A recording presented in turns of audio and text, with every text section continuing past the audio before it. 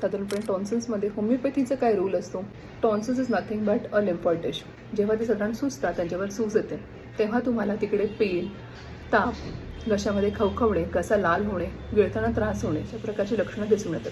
तर होमिओपॅथी काय ऑफर करू शकते when there is a case of repeating having tonsillitis किंवा acute tonsillitis किंवा chronic tonsillitis किंवा acute exacerbation of tonsillitis.